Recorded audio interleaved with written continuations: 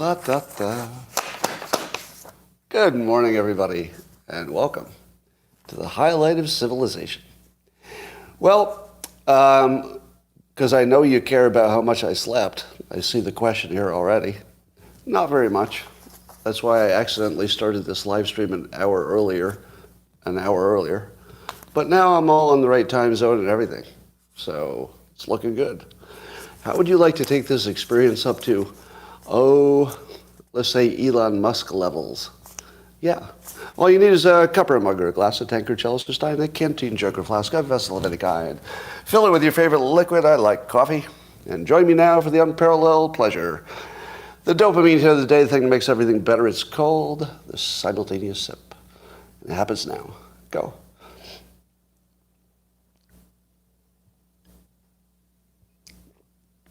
Yeah, okay. I think we're all on the same page now. Well, there are so many things happening. For example, some scientists are using gene editing to make mice that will not reproduce. And apparently, if they make the male mice, they give them this little genetic defect. And then the male mice will go around, and eventually it takes about 3 generations. But if the mice do enough fucking, then all the offspring are also unable to have children. And it basically gets rid of all the mice on the island. Now, it wouldn't be too hard to imagine that going wrong, but here's what I'm thinking. If you could make a mouse with a special characteristic, what exactly is the end point of that? Is that sort of all we can do? Or once you can play with their genes, can you make anything? Because I'll tell you what I want. I want something that's part pit bull, part hippopotamus, and part mouse. I want the best of all of those. Pit bull, hippopotamus, and mouse. I think I can get that. I'll probably get like a home CRISPR gene editing kit. Something like that. Someday. You know, I'm starting to think that the end of addiction is coming. You heard that there's a vaccination that you could get, not yet, but someday, that would make fentanyl not work on you. Now, I'm not sure that's the best approach, because some people might need the fentanyl later for an operation, so there's some complications there. But now we know that ketamine is being tested on alcoholics. And, you know, initial indications are very positive that ketamine can help you quit alcohol and maybe quit some other things. So I have a feeling that there's so much activity now on addressing addiction that maybe we'll get something. Yeah. Now, let me ask you this. There's definitely one way to end addiction, which is if Big Pharma says they developed a pill that might give you a little myocarditis, but it'll definitely get rid of your addiction. And then, no more addiction. A lot more myocarditis, but no addiction. Anyway, I feel like addiction is something that could fall to science within the next 5 years, which would be enormous. It would be just the biggest thing that's happened. But that's my positive spin. Inflation is easing. So I guess the consumer prices haven't adjusted yet, but wholesale prices and core inflation seems to be down. Now, that was our biggest problem. It's our biggest problem by far, that inflation is high. But if it's coming down, we're going to be fine. Now, you probably hate me for always saying that our systems are self-correcting. I've been saying that a lot lately. And I'm watching them self-correct in real time, and it's breathtaking. Like every time I see one of our systems self-correcting, I think, how did those founders of the country build a system that was so self-correcting? Now, the self-correcting is that the economy will slow down. The main thing that makes your inflation high is that too many people have money and they're buying things and competing for the same limited goods. Now, we had a supply problem that may be worked out pretty soon. But that's a natural adjustment. Inflation goes up, it has an impact on the economy, and people have less money, and it brings inflation back down. And that's exactly what's happening. So we'll see a little bit of hit to the economy, but that has to happen to bring the inflation back down. The FBI isn't self-correcting. Yeah, that's true. That's true. We do have a problem with that. So that's good. Here's another good news. Now, I think this is way hyperbolic, but the head of a big new chip manufacturing plant that's being built in Arizona, of all places. Did you think you'd see that? A major chip manufacturing plant in Arizona? It's happening. Now, the thinking is, and of course this is based on issues with China and threats to Taiwan and everything else, but there are a few things we learned from this. Number one, the head of this company has declared that globalism is dead. Globalism is dead. Now, the thinking is that you cannot depend on other countries to supply you with anything. So that's the globalism part. You can get your parts in any country and assemble it anywhere and sell it anywhere. That's the global part. But now it's clear that countries will use their supply chain as a weapon. And if it's a weapon, you can't really depend on it, especially if you're on the other team. So I do think that this is the beginning of the end of globalism, because big companies are not going to want to expose themselves to the country risk that didn't seem so big 5 years ago. So China's too risky for business. One of the things I learned is that this big manufacturing plant of chips could not find enough American employees. So there were not enough high-skilled American chip designers and chip industry workers, and they weren't even close. Basically, the total number of them were like zero. And not really, but close to zero, right? And they needed, 600 engineers or something. So they got 300 American engineers, and they shipped them to Taiwan to train, because we couldn't even train them in the United States. Does that worry you? We couldn't even train them in the United States. We sent them to Taiwan to learn how to make chips. That bothers me. And then we had to get 300 Taiwanese engineers to come over to America to work with the ones that were trained, just to make sure it all still works. That's the most frightening thing I've heard. I always thought that the United States had the technical training advantage over everybody. Not even close. Apparently we gave it away at some point. But it's coming back, so that's the good news. Apparently these chips will be more expensive, so your products might be more expensive too. My music teacher said something interesting to me yesterday. So I'm learning the drums, and now that I can kind of do most of the things a drummer can do, I would just have to practice to do it well, but I can kind of do the basics. I decided to see what I could do on a guitar. And I was starting to feel, with just really no ability on the guitar at all, I'm just trying to figure out where my fingers go, so I'm not making any music. But even so, I felt that my drumming got better in a weird way. And then my music teacher said, there's something he sees over and over again. And what he sees is that if somebody is learning one instrument, their progress is sort of, predictable, how much better they get. But if that person learns a second instrument, the music teacher says he immediately sees that the first instrument is played better. That's not really obvious, is it? But I could feel it instantly.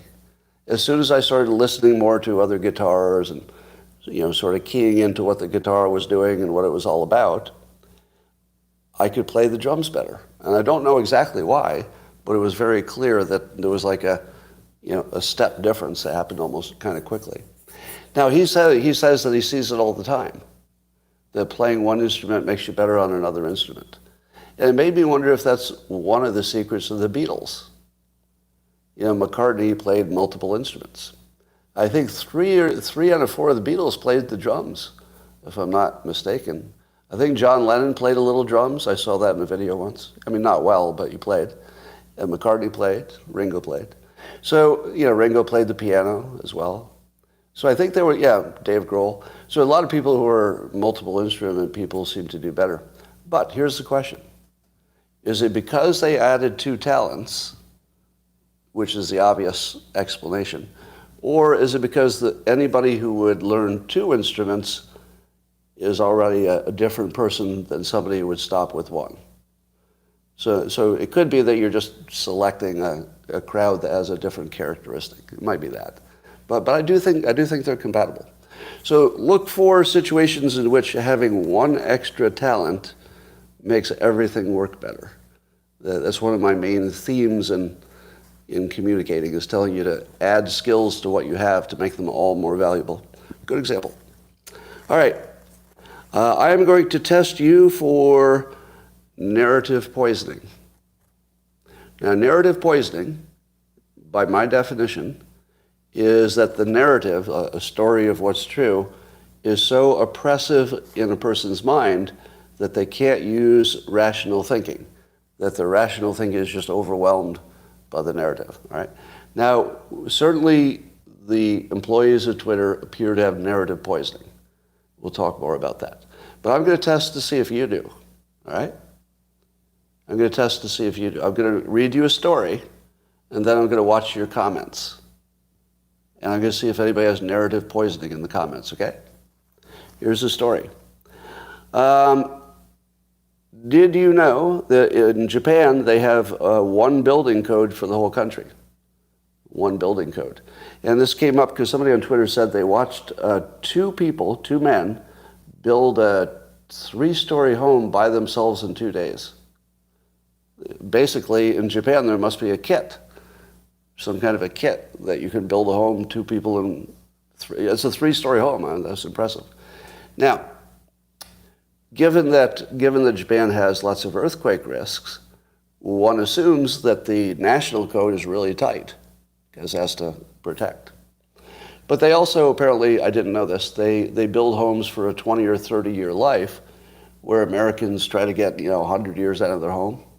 So they're a little bit more expendable, I'm told. I'm not the expert. All right. So what do you think of the idea of having in America a national building code, so that we'd have one building code, and then all of the experimental homes wouldn't have to worry about all the different codes. They could build to one code. What do you think of that? What's wrong with it? What's wrong with a national building code? It defeats the purpose of the states, somebody says. Kills innovation? No, it increases innovation. It increases innovation because then everybody can build. Right now they can't.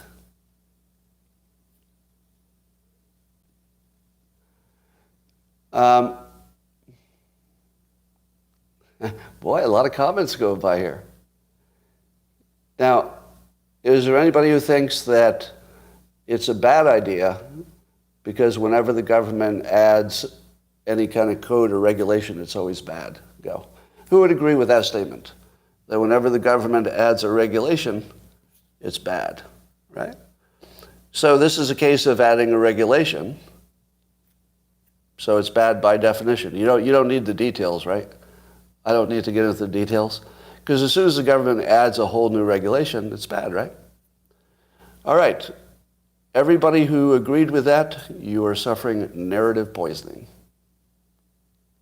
I just told you I was going to replace 50 regulations with one, and your narrative poisoning said, no, adding a regulation is always bad. I replaced 50 with one. And you automatically said, that's bad because more regulations is bad. No, I subtracted 49 regulations. And your narrative poisoning told you that was bad because adding regulations is bad. Do you see it?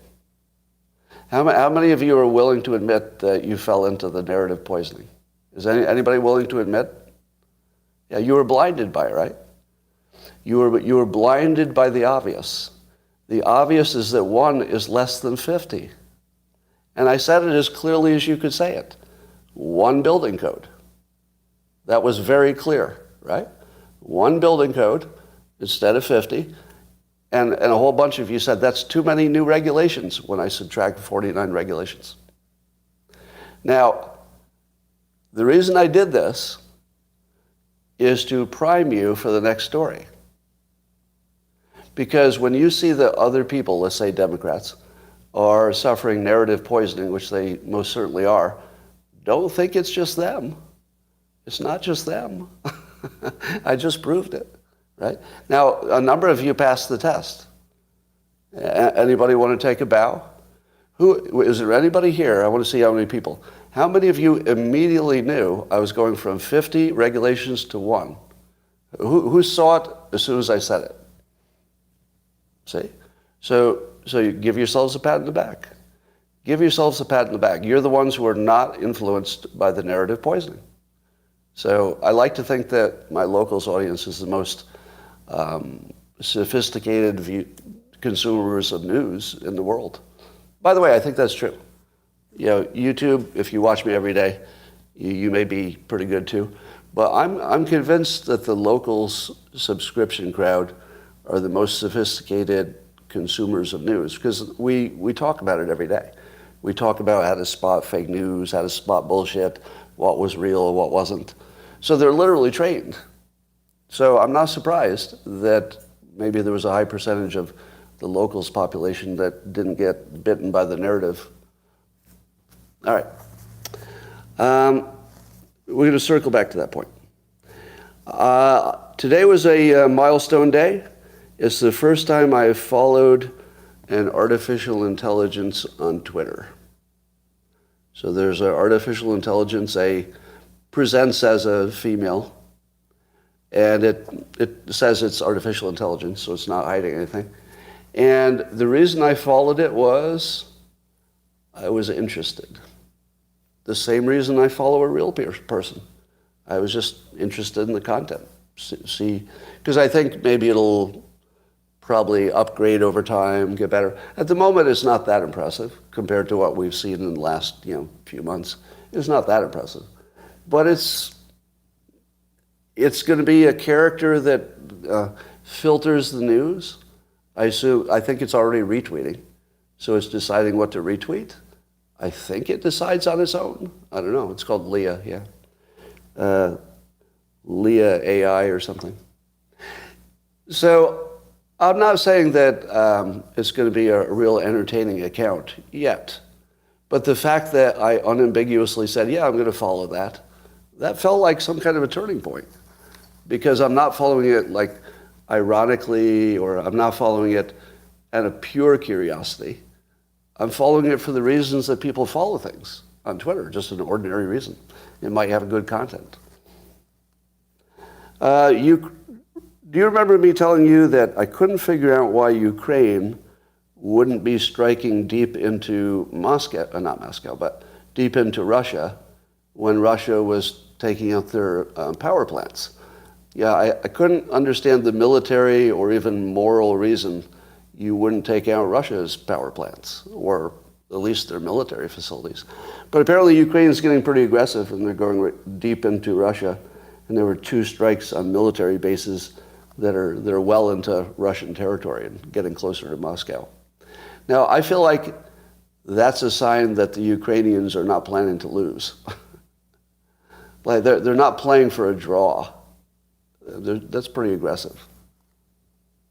All right, we'll keep an eye on that.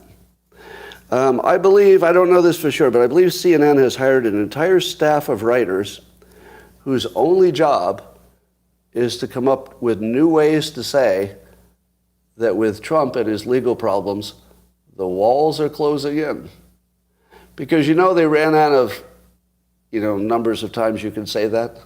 The numbers of times they had that in the headline, the walls are closing in. It was getting a little bit embarrassing. And so now with this new team of people whose only job is to write new ways to say the walls are closing in today's news, they say that Trump might, quote, be approaching a moment of maximum legal peril. Yeah, that's not the walls closing in. He's approaching a moment of maximum legal peril. And I believe all of the writers that they hired for this position are all ex-lawyers. I think Jeffrey Toobin got a job there, maybe. That'd be a perfect job for him, really. So if ever there were a story that's the news equivalent of jerking off, it would be the walls are closing in on Trump legally. That's basically, Jeffrey Toobin is the perfect writer for those stories, because it's like, well, I guess I made my point. All right.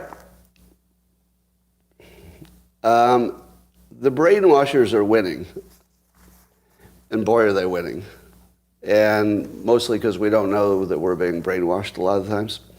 But the brainwashers are so good that they've convinced us that we individuals need to take personal responsibility for their crimes. That's a real thing. You are being brainwashed by people who are convincing you that you need to take the responsibility personally for what they did to you.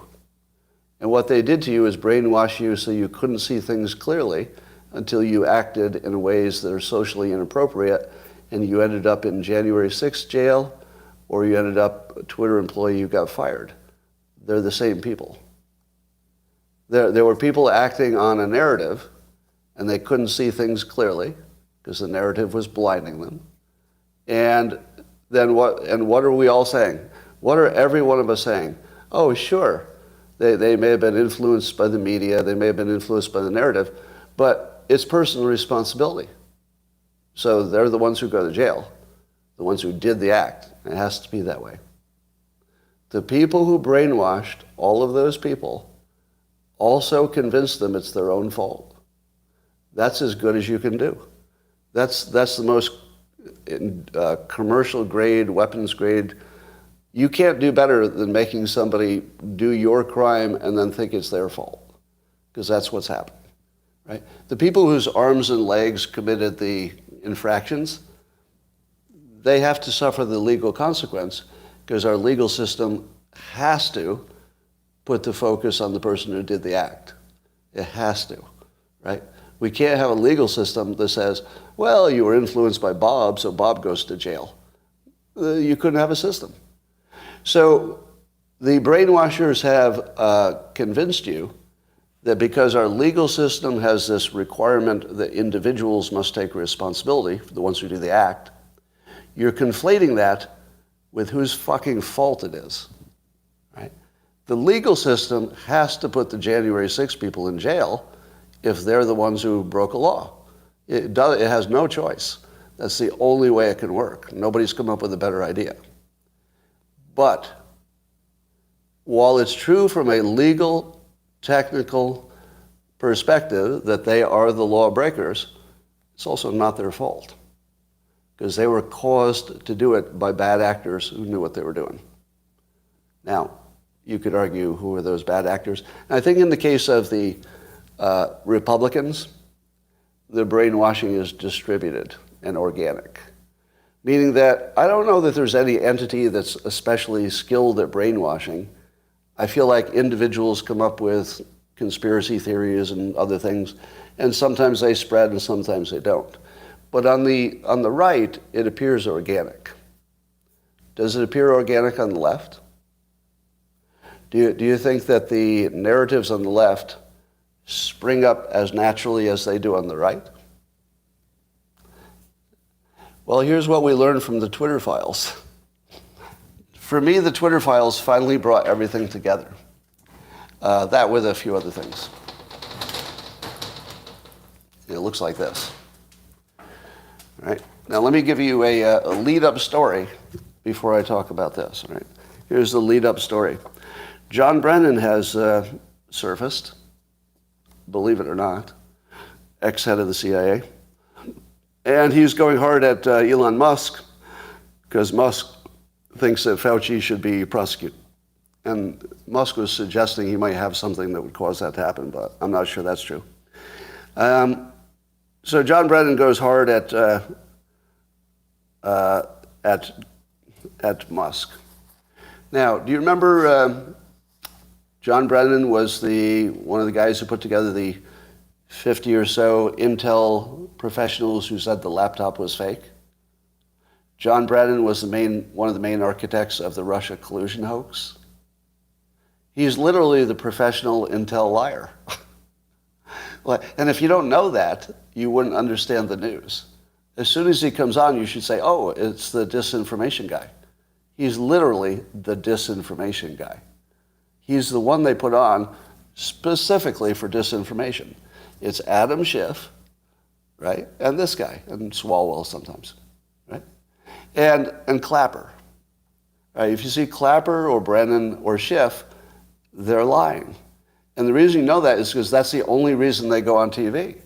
When something is true and can be validated, they have other people do it, right? If something's true and can be validated, then Chuck Schumer's going to say it.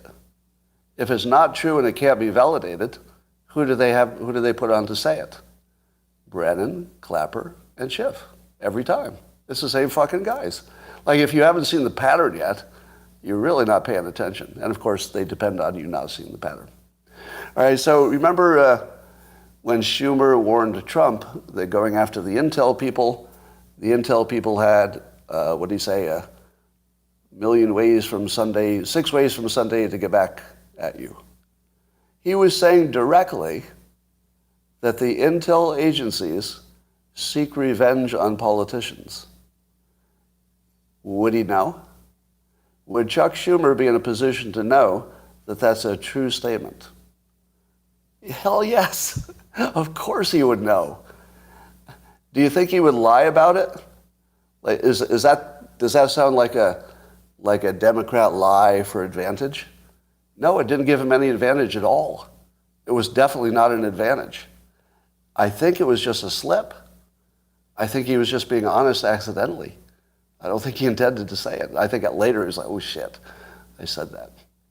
All right, so keep in mind, and we'll pull this all together in a minute. Keep in mind that Brennan has surfaced again, just about when you'd expect he would. Just when you'd expect he would. Because the narrative is starting to get away from the left. So the narrative killer comes in to, be the gunslinger who tries to fix it. Now, coincidentally, or not, depending on what you think about the simulation, in an unrelated story, totally unrelated and had nothing to do with this, Tucker Carlson was talking to Tulsi Gabbard. And Tucker reported a story some years ago. He was having a dinner with a member of the Intel Committee, the Congressional Intel Committee. And at the end of the dinner, he said, hey, send me a text. And the head of the Intel Committee said, oh, I don't text because the NSA reads my texts. And Tucker said, you're the boss. You're literally the oversight guy, one of them, for the NSA, and you're afraid of them? Like, you think that you are a victim of the people that should be reporting to you? And the answer was yes. That a member of Congress believed he was being monitored by the Intel community. Okay? Now here's why you can pull it all together.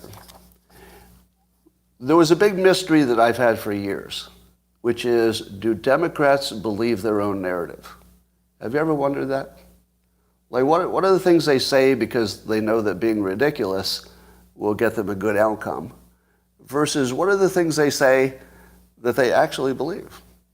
And the Twitter files is the first time I've ever seen something close to unfiltered opinion from leftists who believe they were not talking in public. Right? It was a little bit public because it was, internal messages with a number of people on it. But they thought they were all on the same page, right? It seemed private-ish. And you could tell from their communications that they actually believed there was an insurrection and that Trump was a Nazi and people who voted for him were probably Nazis. They actually believe that. The people who acted to ban were acting because they were literally frightened. They were frightened. It was absolutely genuine. How does that happen? Now, most of us, and I'm in this category, I was under the impression that the social media companies were the creators of the narrative. I think I've even said that for years, that they're the creators of the narrative. And that if the social media owners decide what you see or don't see, that's how the narrative gets formed, and they just know what to do. So, they don't have to get any marching orders. Everybody just sort of knows what to do for their team. And the Twitter files tells me that that was completely wrong. That the Twitter employees were suffering from, mass hysteria, but narrative poisoning. They were actually believing their own side, and they were believing ridiculous things. And they believed it to the point of mental illness. Now, when I say mental illness, I'm not using that as an insult, because I think that politics is making us all mentally ill, some more than others. So I'm using it as a descriptive term, not a derogatory term. And I believe that what we saw in the Twitter files was mass mental illness, but it wasn't organic. It was created by somebody who knows how to do persuasion at a level that you don't see in politics. How many of you remember my most amazing call of all time, which was in 2016, when the Democrats started all saying that Trump had a dark speech and it was all dark. And some of you remember I immediately picked that out as not a political level of skill, that was a professional level of persuasion. It was not what politicians even know how to do. And then later there were confirmations that Cialdini, the greatest, or at least most storied and famous persuader of all times, either he or maybe somebody that he trained or was a student of his, probably was behind that. Right? So I say that just to tell you that I can spot commercial grade persuasion, because it really stands out, versus ordinary, hypocrisy, U2 kind of political stuff. Political stuff is just lying and hypocrisy, and you did it too. Well, there's not much persuasion going on. It's really just basic, in the weeds stuff. But lately it seems, especially with the Trump stuff, that we're seeing too much professional persuasion. And what it looks like is that probably the CIA, and maybe, some other intel-related people, but let's say the CIA, because Brennan seems to be too prominent. It looks like they work with or have some control over the DNC. Do you think they work with the DNC? Do you think the CIA works with Schumer? No. Schumer is clearly afraid of them. He said so. He's clearly afraid of them. So if Schumer has a meeting with the CIA, who gets their way? The one who's afraid? Or the other one? I don't know. So it's probably, I'm sure there's some interplay here. It's not as clean as one's the boss. But I would say the influence is starting with the intelligence agencies. They're working out narratives with the DNC. The fake news picks up the narrative. And when they do, the narratives they pick up are not politician-made, because that would be like, if you see A+ persuasion coming out of one of the news agencies, it's not because Jake Tapper thought of it. It's not because Don Lemon had a great idea. That's not happening. It's because somebody who knows how to do this worked with the DNC. The DNC is at least smart enough to know what a good persuasion looks like.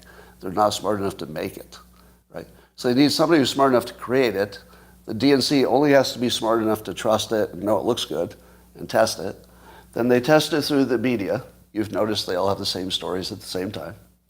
And that affects the employees at social media. But by the time you get to social media, the persuasion has been laundered. It got laundered through the news. So now you've lost the source.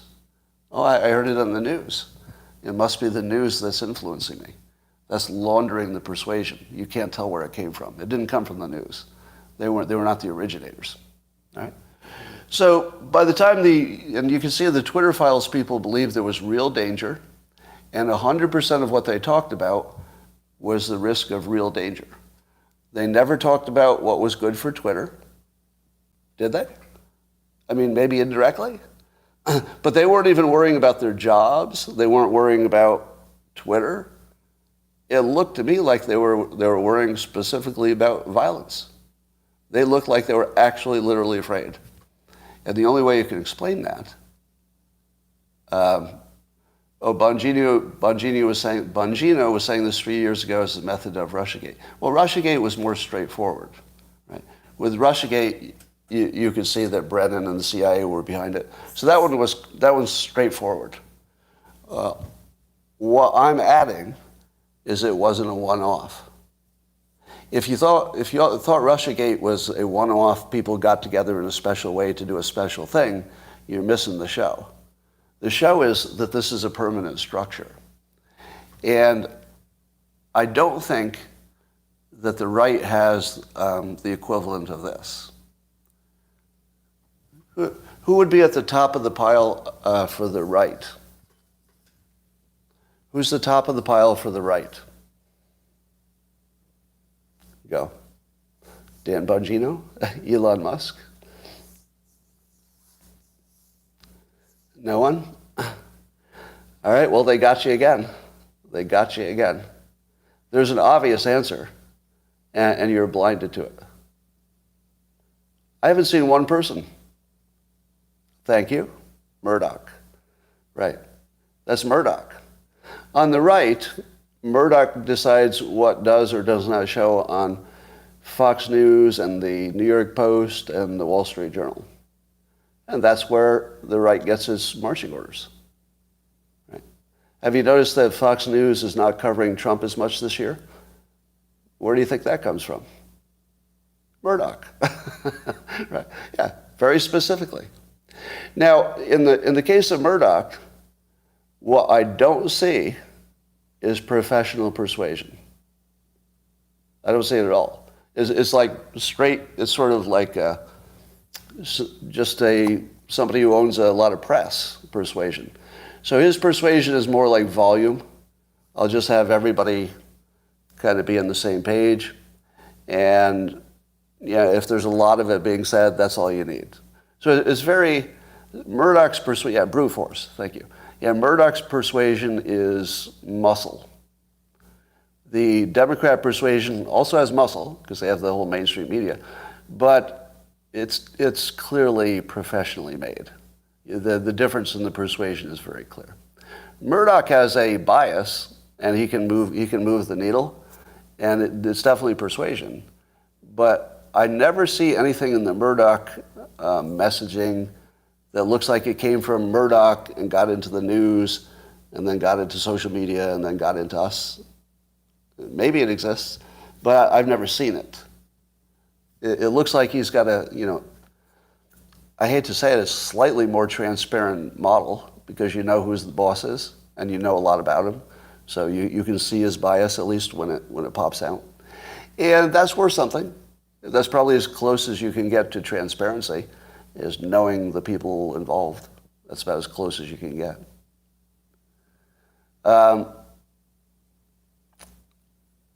Now, the best persuasion on the right, where does it come from?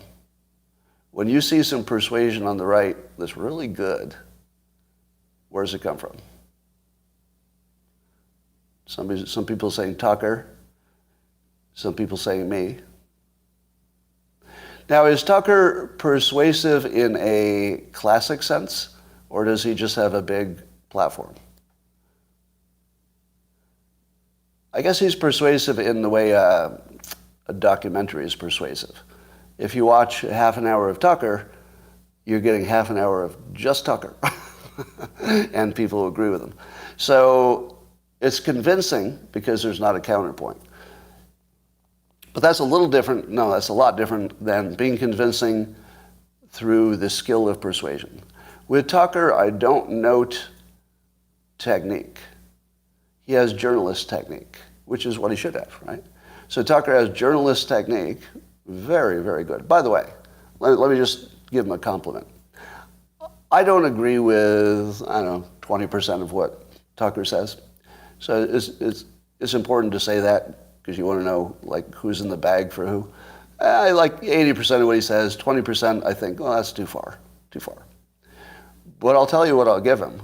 I was watching his show, I forget what day it was, maybe last week. It's the best show. It is just the best show. Like the level of skill that he brings to the 15 minutes a day that he's just giving his own opinion. That 15 minutes is just unparalleled. I don't think there's anybody on either side who's currently operating at his level. Would you agree? I mean, there's plenty of great people in the game, but at the moment, I think he's alone. He's sort of alone in his territory. I think Hannity looks like he's coasting because he can. He's got a popular show and he knows what people like, so he does it. But I feel like Tucker is still growing. Like Tucker is stronger today than he was last year. He was pretty damn strong last year. Yeah. All right, so here's some related stories. We'll tie them all together. I understand why Trump was banned on Twitter, because we've seen enough to tell us. My interpretation, we'll see if it's yours, is that the staff were genuinely concerned. He didn't technically violate anything, but for what they thought was the greater good from their worldview, they thought we'll bend the rules a little bit to do the greater good, maybe stop this violence. I think they thought they were doing the right thing. Now, whether you think they were right or wrong, that's not the argument I'm going to have at the moment, because I already know what you think about that. But that's just context. Here's my point. If we know why the people who had at least a little bit of an argument that maybe they were doing something dangerous or inciting, how do you explain my account being shadow banned? I've never done anything that's even close to inciting violence. Never been accused. I've never gotten a warning. Twitter's never given me a warning. So I believe if you could find out why you, meaning Elon Musk, if Musk can find out why my account is throttled, then we'll really know something. Because here's the difference. If Trump was throttled, maybe it was political, but at least they had an argument about this violence thing. You're like, I'm not sure that's a real argument. You really have to stretch that and torture it, but at least it is an argument, and at least it is compatible with what appeared to be their actual opinion, that there was some danger. But what about me? What about me? If it turns out that I'm correct and that I was shadow banned, it seems obvious, but who knows? Could be wrong. But if it turns out that's confirmed, what would be any reason for shadow banning me that wasn't political, right? There's no argument in my case about any potential incitement or violence, nothing. And nor have I been accused of, bigotry or anything that would be a mark against me. If I'm shadow banned, and it was a specific decision, I'll get to that next. If there was a decision about me personally, that would look completely political. Whereas the Trump one, they've done a good job of, making it messy. Well, it does look political, but they did have that argument, and it does look like they believe their own argument, even if you don't. So that was a little argument. But what would be the argument for me? All right, here's the other way that I could be shadow banned, but it's not necessarily political. Over on Twitter, Kristen Ruby of Ruby Media, she says that she's been provided some source code from Twitter, and she published it. So you can actually see the source code of at least some part of the algorithm. Now, what it looks like is a list of words that would make your account be throttled back. And it looks like words like patriot would flag you as somebody who might be dangerous. Because they actually said this in the Twitter files, that the word patriot might be sort of a coded message for, grab your guns and start a civil war, calling people patriots. Now that has more to do with the bubble, doesn't it? If you spend any time in the Republican bubble, we call people, I say we because I spend time in the bubble, I'm not Republican, but don't we use the word patriot all the time? It's like an ordinary word. It's just sort of a general compliment for a person who did something good for the country. Like it doesn't even mean you saved somebody's life. Like somebody just does an awesome thing. You say, well, there's a patriot right there. The remains of a Vietnam veteran who was just discovered, the remains were just flown back to the United States. And I was going to make some point about that, but I forget what it was. All right. So now I would like some confirmation that Kristen Ruby's source is to be trusted. I believe she believes that the material is real, and it looks real, but it also looks a little too on the nose. It looks a little too on the nose. Are you saying that hoax is a keyword? Did you look at I didn't see it. Was that true? I need a confirmation. Was hoax one of the keywords? It's a 2019 story? Huh. Okay, so I guess here's my overall comment about the alleged secret code. I don't find it credible. I don't find it credible.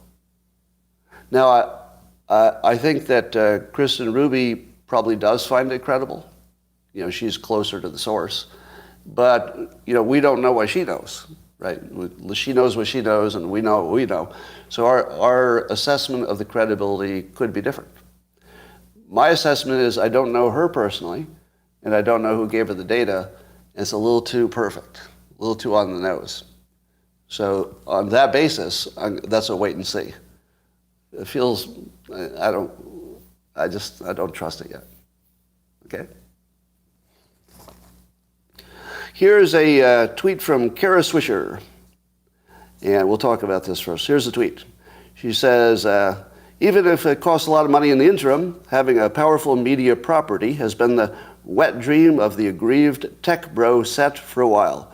They hated it when the once slavish reporters started to question their hegemony. I hate people who write words that I have to say out loud. Hegemony. All right. Question their hegemony, and their persistent victim mentality has only gotten worse. Persistent victim mentality. Do you think that Elon Musk has a persistent victim mentality?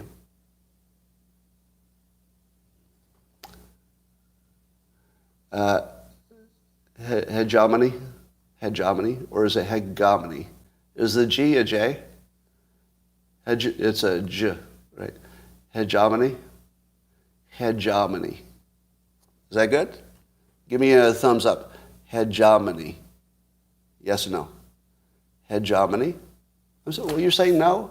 I still hegemony. No?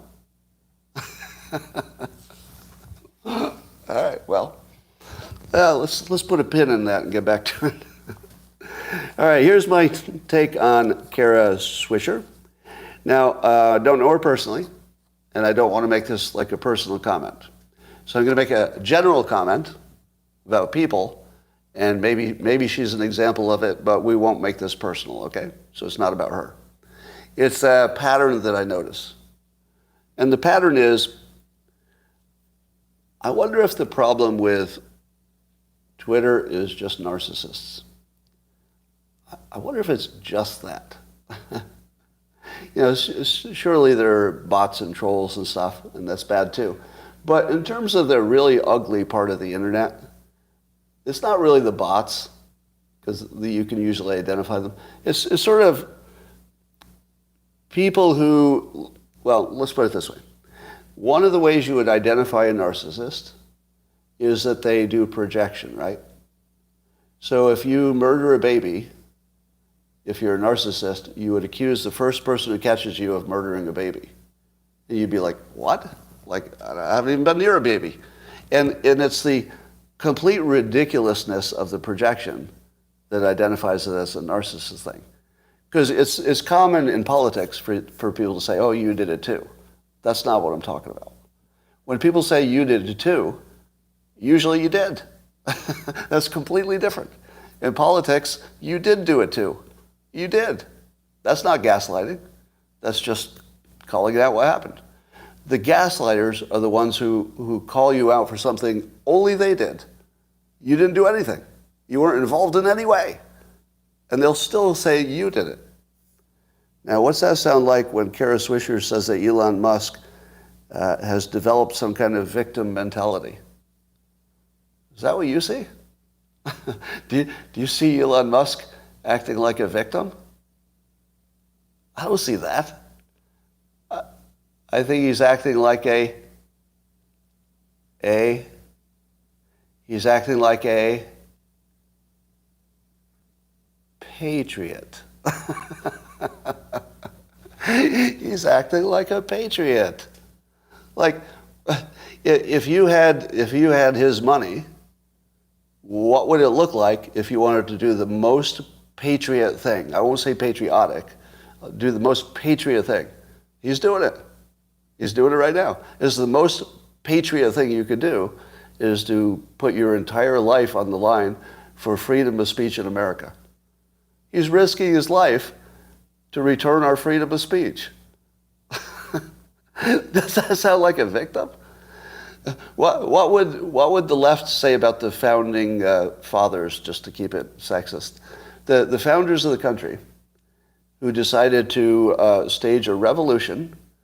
Did they do a revolution because they were whiny people who had some kind of victim mentality?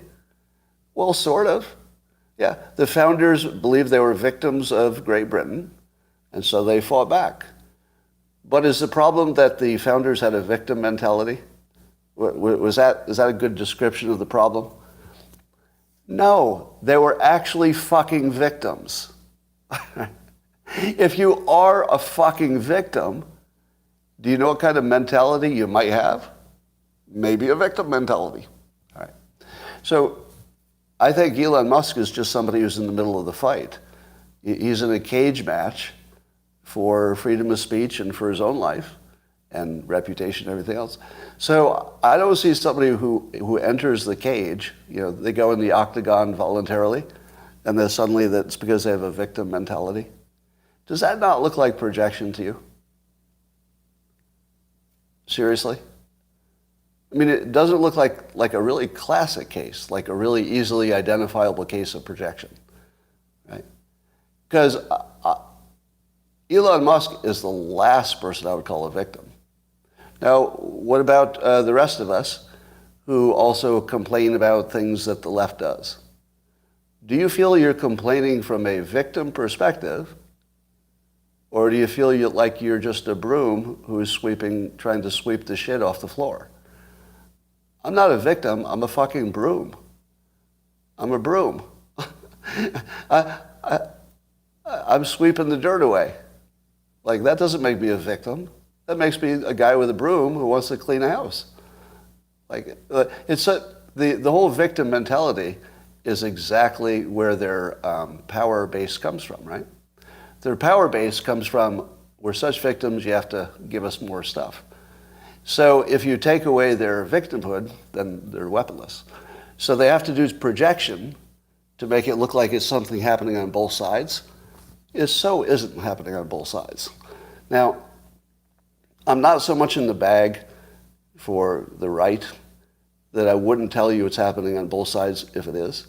Because this narrative poisoning thing, I started off the stream by saying, it's the same. It's coming from different places, but the narrative poisoning is getting us all. So is the Hitler narrative poisoning. Gets us all, right? There's nobody.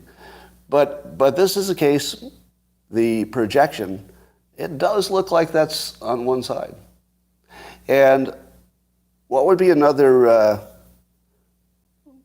classic tell for a narcissist is gaslighting. Now, gaslighting is not just telling you a lie. People would confuse that. Gaslighting is when you tell somebody a lie, but it's such an obvious lie that if you could convince them to believe the most obvious lie in the world, they would have to assume that they were crazy to get there. Like actually think you're crazy. Now, does the left gaslight? Or do they just have a different narrative? To me, it looks like gaslighting because they're actually telling the right that they're crazy. Like actually, literally. Now, when you say that somebody has developed some kind of victim mentality, you're saying that's a mental illness, wouldn't you say? A victim mentality would be, a low form of mental illness. So here it is. Here's Kara Swisher using projection and gaslighting in the one tweet. Now, I don't think this is a one-off. And I don't think it's like a comment about, Kara Swisher. I think it's a pattern that I keep seeing. It just looks like purely narcissistic behavior. And we need to be able to identify these people.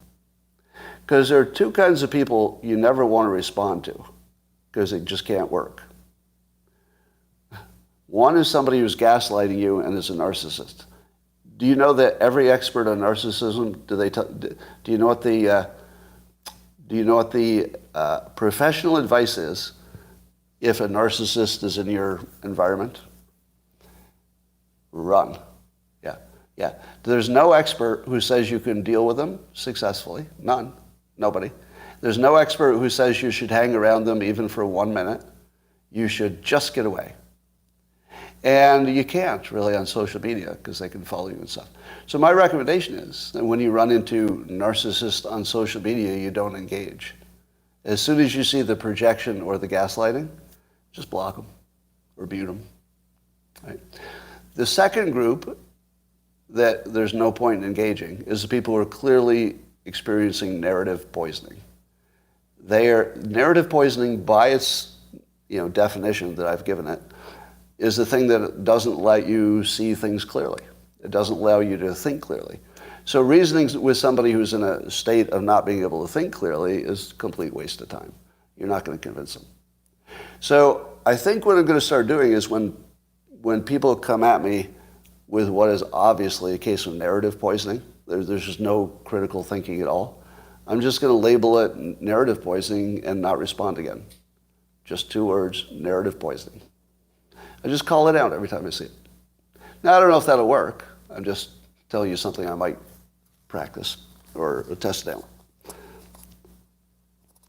All right, Bari Weiss did another dump yesterday about the Twitter files. The funniest thing was that there were definitely some dissenters within Twitter who were saying things like, hey, maybe we're stomping on freedom of speech a little bit too much here, or words to that effect.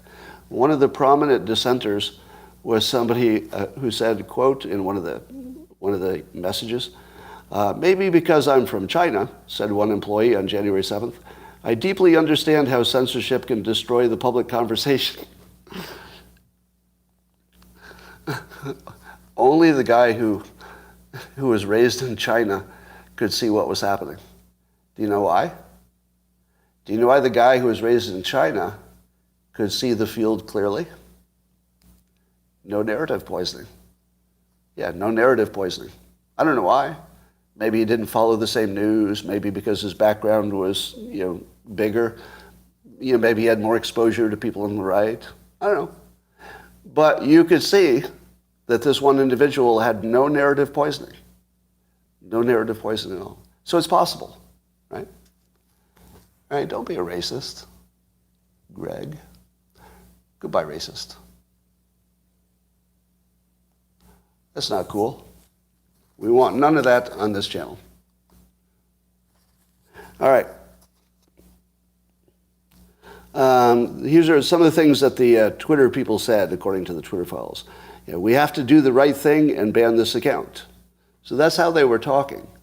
They're talking about doing the right thing. Nobody ever said, Democrats rule, got to stop the Republicans. It was always about doing the right thing. And I really think they believed it. Then somebody else said, quote, pretty obvious he's going to try to thread the needle of incitement without violating the rules. So here's someone who thought it was completely obvious that Trump was involved with inciting violence. Like, it's just obvious. Now, that's narrative poisoning, right? Clearly. That's obvious narrative poisoning. Now, you could say maybe it happened, maybe it wouldn't. But to say that it's obvious he's going to try to incite violence, it's not obvious. Not only is it not obvious, it wasn't even true. There was plenty of counterfactuals in his tweets. And then a few minutes later, somebody on the Twitter, a scaled enforcement team, suggested that Trump's tweets may have violated Twitter's, quote, glorification of violence policy, if you interpreted the phrase American patriots to refer to the rioters.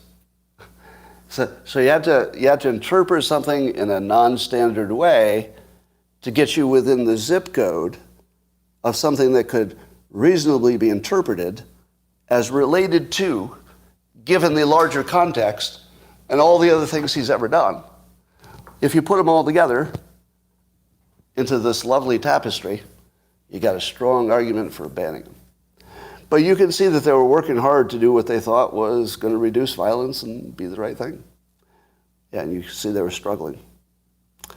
Members of the team came to, quote, view him as the leader of a terrorist group responsible for violence and deaths comparable to the Christchurch shooter, or, wait for it, or, what do you think will be the next word? Comparable to the Christchurch shooter, or Hitler. In their internal communications, they were actually worried that he was basically Hitler. They actually were worried about that in the real world. Now, here's where my big aha came. I never knew if they ever meant that when they do the Hitler thing. Like, I never knew if that was serious. It just seemed like it was hyperbole and it's part of the, debating process. But I didn't think they believed it. It turns out they believe it. They actually believe that there's a Hitler-like threat, or that Trump is. They actually believe it. Wow. So that's what cued me into this. Because for them to actually believe that and not be hyperbole, there's some kind of industrial, commercial, weaponized persuasion in the mix. You don't get there on your own. Like, I don't think you drift into thinking that your president, who was elected by the citizens, were, these perfectly reasonable citizens around you, elected Hitler and didn't notice. Like, that's what they believe. That 40% of the country voted for Hitler, got Hitler, didn't notice. Didn't notice. That's what they actually believe. Now, that's mental illness, right? What else could it be? That's not intelligence, it's not being uninformed. That's a mental illness, but it's not organic. They were not born with this specific form of mental illness. They got this from somebody who knows how to do it. It's not accidental. Well, I think I've got a suggestion for Elon Musk. The Twitter terms of service should be upgraded. The big problem was the Twitter terms of service couldn't cover all the specific weird situations. So it's always hard to write a terms of service that covers everything. So here's my little suggestion to just, maybe tighten up the terms of service. So I think it should include a clause that says you can be banned from Twitter if the mainstream media infects Twitter employees with narrative poisoning until they hallucinate your role in an insurrection. So they should just put that in there, because that was what happened. They were brainwashed to the point where they hallucinated an insurrection, and then they banned Trump over it. Now, if they want to not be in the same position again, where their terms of service don't cover the exact situation, they should just put the exact situation in the terms of service. If we are hypnotized into thinking that somebody is Hitler, or that they're running an insurrection, that is reason to ban them if we've been hypnotized. Why not say what it is? That's what it is. Is there any reason that the terms of service can't say exactly what it is? If we are brainwashed into believing you're Hitler, you can be banned. That's literally what it is. I'm not adding anything weird. That's just a good description of what happened and what would happen again. There's nothing to stop it from happening again, right? What if the next president is also characterized by whoever is behind the persuasion as Hitler? That situation is going to come up again. The very next time a Republican gets elected, it's going to come up again. So what do the social media employees do when they've got what bad luck to have a second Hitler? Oh my God, what bad luck. Well, all right. That, ladies and gentlemen, concludes the best live stream you've ever seen on this topic. I'm pretty sure that the mainstream media has nothing on me.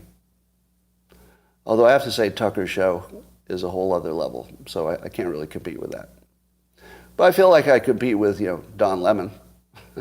If I were to rank the quality of my live stream compared to other professionals, I think I'd say better than most of CNN, not better than a lot of stuff on Fox. They have higher quality talent, I think. But I think my live stream is already better than 80% of the content in the same space. That would be my self-assessment. Now, part of it is that I'm not beholden to anybody, right? I'm not running pharma commercials. Actually, they might be on YouTube, but I don't have anything to do with that. So I don't have to answer to Murdoch. I don't have to answer to the CIA. Don't have to answer to a boss. I just don't have to answer to anybody. So that's got to be an advantage. Here's a question. The Timcast show, I think, is a great production. I think Tim Poole does an amazing job as an entrepreneur, and also one of the best examples of a talent stack. Have I ever mentioned that before? Tim Poole. His talent stack is all the way from, he's got a band, and he's got musical talent. And he's very good, by the way. I listened to some of his music on YouTube the other day. Very good, very good. I was surprised. Surprised just because he has another job. You don't expect people to be good if they have one other job. But he's very good. And he's built a sort of a newsy opinion site that's appears to have associates and maybe employees and stuff. So very good. Does a great job. But here's the question. Do you like podcasts with a team of people around the table? Do you like it when it's just two people, like the Lex Friedman model? Or do you prefer it when it's one who has something to say, like my model? Which of the models do you like sort of generically the best? Two people? So mine's kind of a special case. Two people both. Yeah, I think they all have a place. Probably they all have a place. When I see a group table conversation, I always have the following feelings. See if anybody of you have that. And this is a persuasion lesson for you. We only evaluate anything, compared to other things. So if I'm alone, you're comparing me to maybe other people sort of generically who do this. But if I were sitting here with, let's say, 4 people around a table, and each of us were taking some time to talk, wouldn't you automatically say, okay, I like listening to that one and that one, but these other two I don't like listening to? Wouldn't you automatically hate it when one of the four, who in your opinion is the least good talker, when they're talking, right? And so it feels like it takes something away, but on the other hand, it might make the ones you like the best seem better by contrast. So I'm not sure what the net is. That's why I asked. I think there's room for all those models, but yeah. That's like when I watched. I have to mention the Five. Now the Five is a completely different model than anything else, because in the Five they can talk over each other. There's an interaction. You don't know where it's going to go. But the other thing that the Five does is they give you usually 5 good personalities. That's why it's the Five, right? It's not like one good person and 4 guests. The Fox producers are the best in the business. And one of the things they do better than anything is talent combinations. They always experiment with, these 2 hosts. And you see they're always moving the players around to see which chemistry gets you the best. And if you notice that on the Five, on any of the days where the 3 of the regulars are there, where there's Jesse and then Dana and then Greg, when those 3 are there, that the chemistry of those 3 makes everybody else better. So whoever the other 2 are, right? They raise their game. So the thing that, and I give Greg the most credit for this actually. If you watch the Five, you'll see that Greg's, let's say, influence or chemistry or leadership or something, but he influences everybody to raise their game into being a little more active, a little more funny, a little more life. And when he's not there, you can tell, like the energy level just drops. So because of him, and he's just a complete unique character, I don't think there's anybody like him right now. That's not like 5 people sitting at a table. That's like 3 of them have amazing chemistry, so they operate like the Beatles, their partnership is so good. Then you add Judge Jeanine in there. And is Judge Jeanine better because she's at the table? Absolutely. Yeah, Judge Jeanine's whole presentation, you could start with liking her. She's a likable personality. But when she's at the table and the chemistry is working, her character, I call them characters, because everybody's playing a character on TV. Her character comes alive, right? And she's more playful and everything works better. And then they can substitute in like the liberal of the day, and they're doing a great job on that. Like, Jessica Tarlov is great, Geraldo's great, Harold Ford Jr. At first I thought he was maybe a bad pick. And I thought, this is the first time I've seen the Five get one like completely wrong, because I thought he was going to be too generic and nice. And then it took a few weeks before Greg started mocking him for being too nice, and then everything got fun again. like Greg just knocked out like his support. I'm going to take that leg out of your chair and see how you do. And it turns out Harold Ford Jr. is a smart, capable person, and when the leg got knocked out of his chair, he got better. It was more fun, right? And so that's sort of where they're at now. But so I think that's the lesson. The lesson is if you have the right chemistry, then the table is better than one person. All right. Can I add some interviews in? Yeah, I plan to do that. Does anybody know if Rumble has created a direct live streaming capability yet? Or do I have to go through a third-party software to do that still? I keep waiting for them to... So, yes? I don't think yes. You say yes? But now, when you say yes, I know you can do Rumble Live, but they have to go through a third-party software. With YouTube, I just turn on YouTube and then I go live. With Rumble, at least last year, you had to use like StreamYard or some other software. So What I'm asking is, can you do it directly?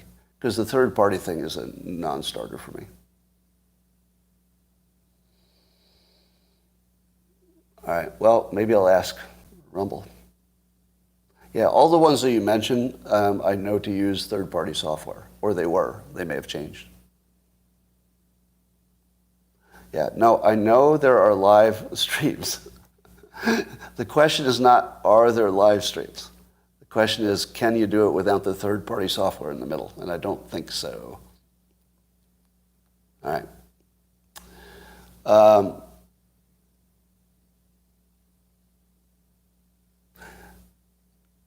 Yes, I do know somebody at Rumble, and I will ask. The Rumble app is required. I don't think so. I don't think the app does it. I'll check that out. All right, that's all for now. And I will talk to you, all of you, later. I'm going to talk to the locals people a little bit, but bye for now, YouTube.